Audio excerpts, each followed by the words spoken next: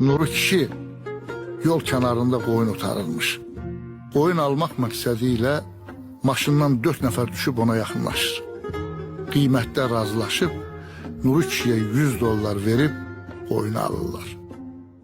Nuru kişi evə gəlib pulu oğluna verəndə oğlu baxır ki, atasına verilən 100 dollar saxtadır.